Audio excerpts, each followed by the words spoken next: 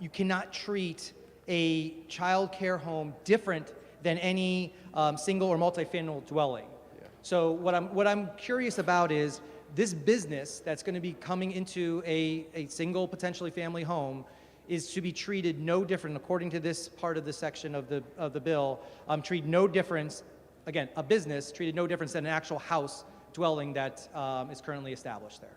One of the issues I have with this section that still remains to this day, while we have gotten rid of a few of the sections, is we have a slippery slope, potentially, some local control issues, which is a very catchy phrase in this building. What's established here now would be that local municipalities cannot have a law, an ordinance, a rule that would prevent anybody from having a child care center, a business, within a residential neighborhood, right? That can't happen. Is that correct, through you, Madam Speaker? Representative Luxembourg. Thank you, Madam Speaker. My reading is from a local zoning perspective, they have to treat specifically group child care homes the same way they would treat single or multifamily zoning. That requirement already exists for family child care homes. This is just extending it to group child care homes, which is essentially 3 more children, right? You got, in one set, you have up to 9 kids.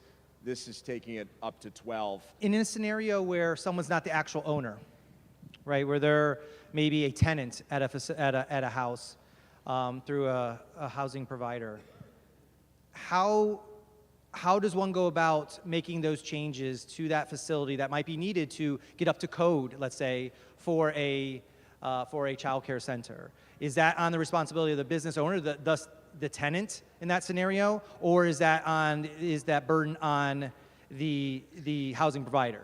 Through you, Madam Speaker. Representative Luxembourg. Thank you, Madam Speaker. Yeah, the short answer is I would say the burden is on the tenant.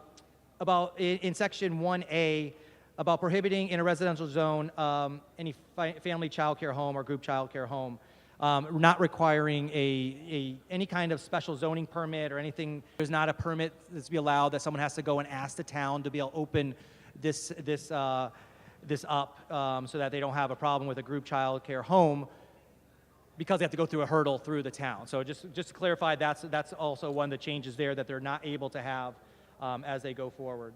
While I appreciate the bipartisan nature, what we've got down to is what the gist of what we're trying to accomplish is trying to get more daycare centers out there in the state, so that we have more places for parents to have their kids go to in a safe facility. I think this is going to help slowly and surely accomplish that. So I do appreciate that. I do worry about some of the lack of municipalities having control over how they can, in certain areas of their town and their municipality, to have that say of what they can and can't do. I think there's going to be a little bit of pushback on that, I think, overall.